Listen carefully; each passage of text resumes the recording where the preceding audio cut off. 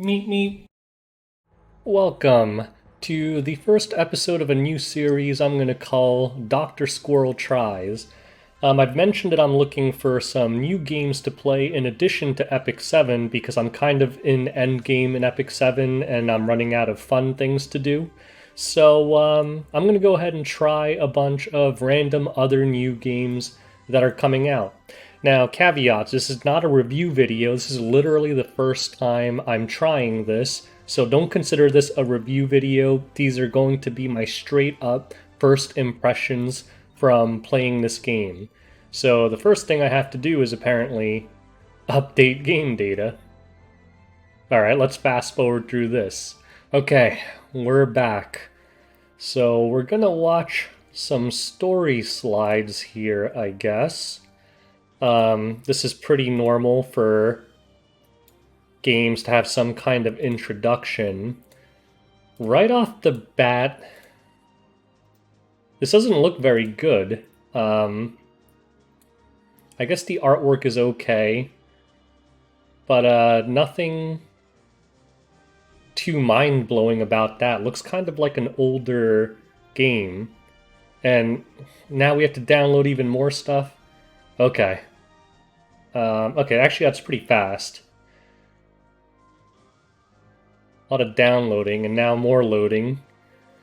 That's fine though. I'll assume this is because I'm doing it for the first time and future players don't have to do this. Okay. Oh, okay, this, I guess these are in-game graphics. These look a little better. They look kind of like PS2 graphics here. Compared to something like Seven Deadly Sins. Seven Deadly Sins definitely looked better.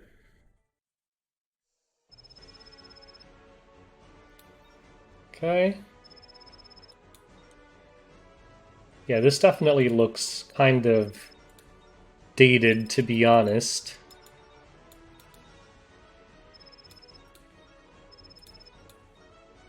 Alright, so we move like this. So the interesting thing here is, looks like this game, oh, there's like a map system, and you get to move around, so it's not like Epic 7 where you just run left to right. I guess you can make choices. What the heck's going on? So I guess we're fighting already. So I guess it auto-battles itself. So I guess this is a tutorial, so it's going to teach me how to... So I just click on things to switch targets. It's saying that... Use your stun skill. Okay. Okay, so there's a little animation that pops up when you use an ability.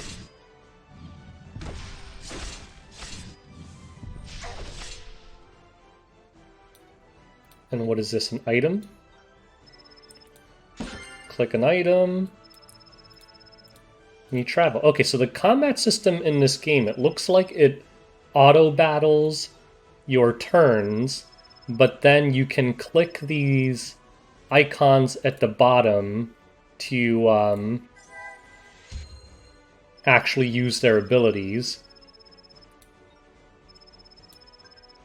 Okay. And it looks like there's certain animations for special rooms, so this is a boss.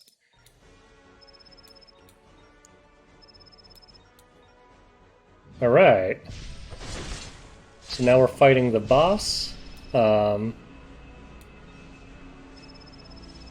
We should get... So I guess you could move in this game. Tap and hold down to command. So I guess this big red square is where this boss is going to hit. So it's saying tap and hold. And my team will move away. I actually like this. That's pretty cool.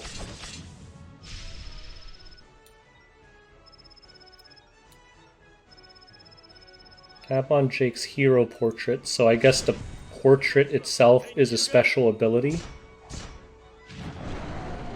So I'll say the tutorial's pretty good. It's pretty intuitive, and nothing about this is confusing so far. Although maybe partly that's because I've played a few gachas at this point. I gotta say, these graphics look pretty dated for a game that I think came out less than a month ago at this point. This game definitely doesn't look mind-blowing. This looks like a straight-up PS2 game.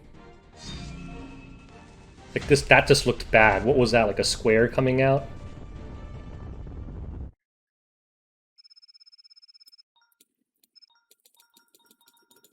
Okay. Alright, now we're loading, and this is the main screen, I guess.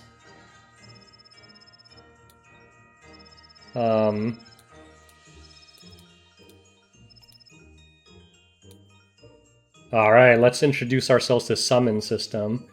Grand Hero Summon, guaranteed SR or higher on times 10. So this is the free summon mechanic. I guess it's like the daily free summon in Epic 7. Alright. I'm assuming, like most gachas, depending on what, like, I'm assuming this color means, like, the colors mean something. Like, here I got a 2-star hero. Oh no, it's an SR. I don't know what the stars mean. If it's using the SR system, it's probably the second rarest, because then usually it's like SSR. Okay, so we're still in the tutorial mode. So this is kind of like the adventure guide in Epic 7, I guess. Alright. We leveled up. Cool.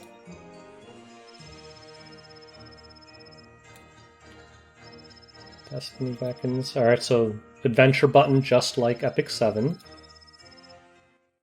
And a map just like Epic 7. Create a party, okay, same. Hero. Auto select. Cool, confirm. And now we can start. 3 battle. And we need to load this too. I don't like, there's like a loading bar for everything. Although it's not too bad because the load time's so far really fast. But kind of is jarring compared to games that don't have that.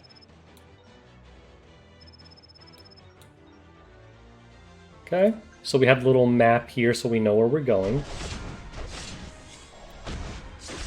So I'm assuming these moves take MP and it's slowly charging as we fight.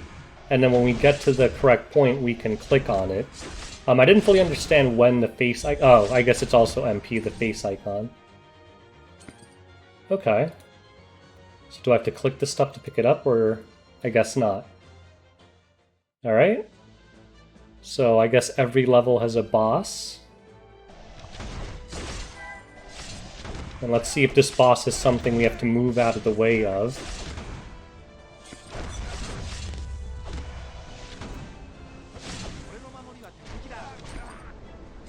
Okay, so we took some big hits. So I'm just going to click all these abilities. I don't fully know what they do. Like, I like the idea of the character icon popping up, but compared to Epic 7, this looks straight up ghetto.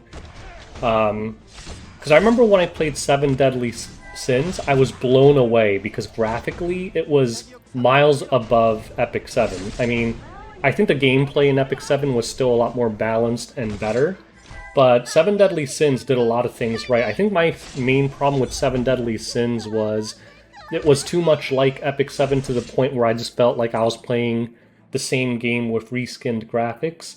And that's going to be a common problem with gachas and why it's kind of hard to switch because all these games are really alike. But still, I mean, if you're going to make a brand new game, you got to have something like that to really draw players in, right? Like, it's got to look very apparently better. Like, to me, when I played 7 Deadly Sins, it was, like, even as a huge Epic 7 fanboy, I objectively had to say, damn, this game looks way better than E7. But in this case, I'm honestly quite underwhelmed. So let's say Dr. Squirrel. Hopefully no one stole my name.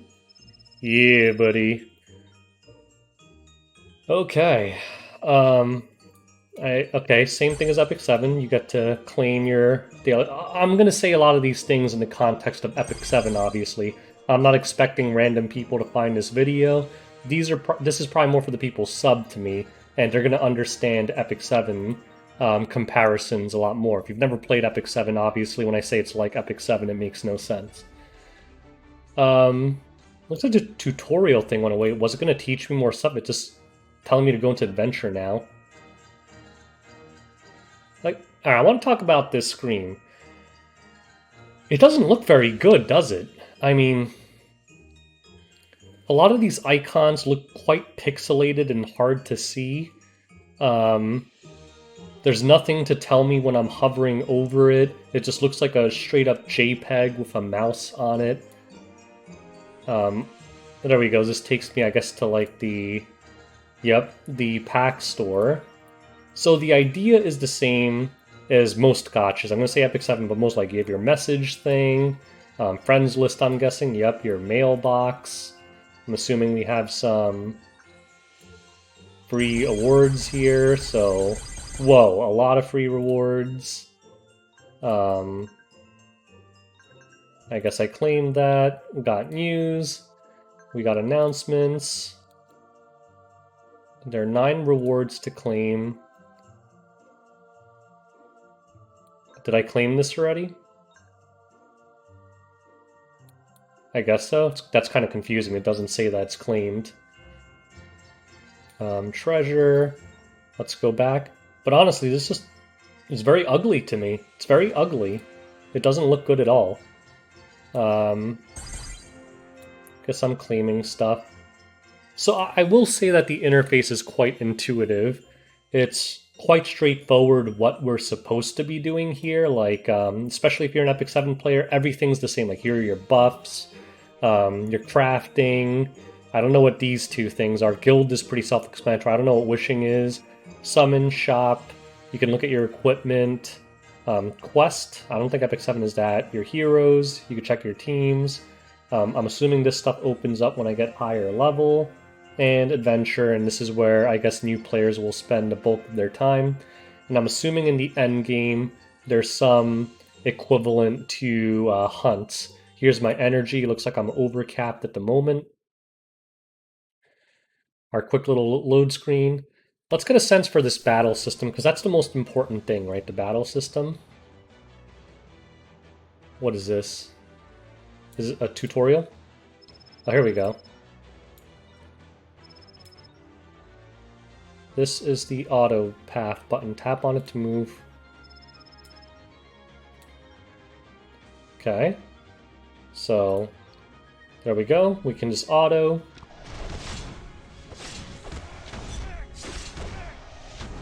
And I like the speed button. I wish Epic 7 had that. Honestly, a lot of the fights, especially when you're grinding, is a waste of time. So definitely a feature that I appreciate to be able to speed this up.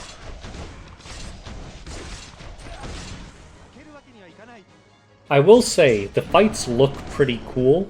Definitely looks cooler than Epic 7 and more action-packed. But the animations look straight garbo. Like, this thing that pops up, like, in Epic 7, when you use the S3s, to me at least, it looks pretty cool.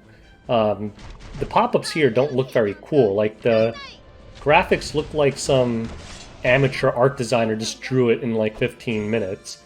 It's not very high-res or high-quality looking.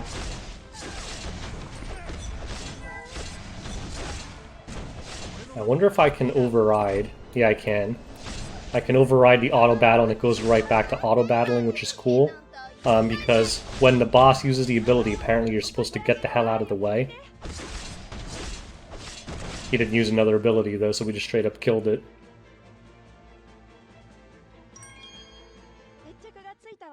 Alright. Victory, it times it. It rates your victory.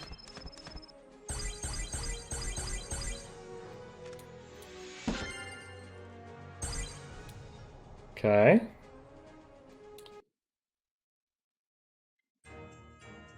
Can I summon more stuff? That's the stuff we care about most, right? Maybe we should save it, because Oh, Jesus, there's a lot of banners already. Holy cow. Do I get another free summon here? I thought I already did it. I guess that was just like a new player tutorial free summon.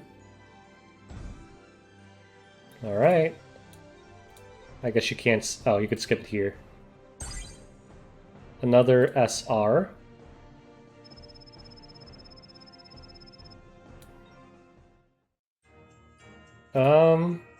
Friendship point summon. EP01 has that. And I guess...